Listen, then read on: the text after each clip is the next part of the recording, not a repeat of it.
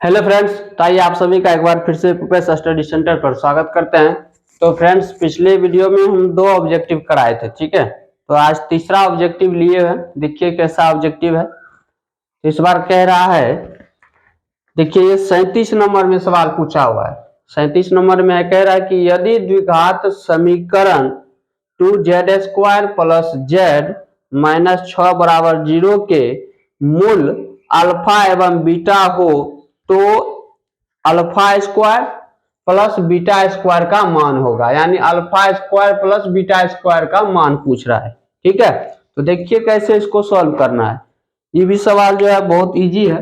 यहाँ पर समीकरण दिया हुआ है कि 2z² प्लस z माइनस 6 बराबर 0। पूछ क्या रहा है, alpha square plus beta square का मान क्या होगा। इसके लिए सूत्र होता है, इसको याद रखिएगा आप लोग, alpha square plus beta square. इसके लिए होता है अल्फा प्लस बीटा का होल स्क्वायर और माइनस 2 अल्फा बीटा। ये सूत्र होता है alpha square plus beta square के लिए, ठीक है। अब इस सूत्र में क्या करना है, मान बैठाना है। तो अल्फा प्लस बीटा क्या है, ये शून्यकों का योग है। तो शून्यकों का योग, इसके लिए सूत्र क्या होता है, माइनस बी बाय ए। तो यहाँ समीकरण में आइए, यहाँ से माइनस बी बाय ए करेंगे तो यानी कि माइनस, अब बी का मान कितना है 1, ए का मान कितना है 2, तो माइनस 1/2। ये क्या हो गया, ये हुआ अल्फा प्लस बीटा। तो यहाँ पर लिखेंगे अल्फा प्लस बीटा के जगह पर माइनस 1/2 का whole square minus 2 alpha beta. तो अल्फा बीटा का मतलब क्या हुआ, इसका मतलब है शून्यकों का गुणनफल। तो शून्यकों का गुणनफल के लिए सूत्र होता है सी बाय ए। तो सी क्या है, यहाँ पर देखिए सी का मान -6 है, ए का मान 2 है, यही है ना। तो ये -6/2 कट रहा है तो कटा दीजिए, 2 तिया 6। ये कितना आ जाएगा, ये आ जाएगा -3, ठीक है। तो अब चलिए -3 हो गया किसका, अल्फा प्लस बीटा का मान। तो यहाँ पर लिखेंगे -3। अब इसको सॉल्व कर लीजिए।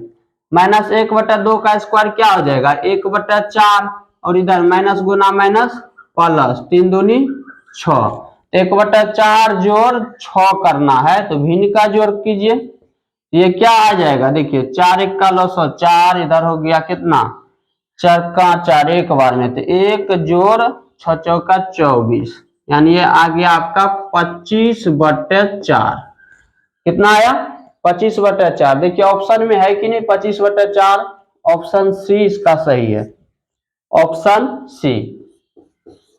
तो यहाँ पर भी क्या है, सिर्फ कॉन्सेप्ट लगाना है। तो कॉन्सेप्ट बेस्ड सवाल है, यानी ये कॉन्सेप्ट पर आधारित है। तो बिहार बोर्ड में जो भी सवाल रहता है वो कॉन्सेप्ट पर ही आधारित सवाल रहता है, ठीक है। इसीलिए आपको हर एक कॉन्सेप्ट को अच्छे तरीके से पढ़ना है, समझना है, ठीक है। चलिए ये सवाल समझ गए हैं आप लोग। तो अब अगला सवाल बताते हैं, यानी चौथा ऑब्जेक्टिव। तो जो भाई नए हैं उससे रिक्वेस्ट है कि भाई के चैनल को सब्सक्राइब कर लीजिए और अपने दोस्तों में एक बार इसे शेयर जरूर कर दें। चलिए हम मिलते हैं अगली वीडियो में।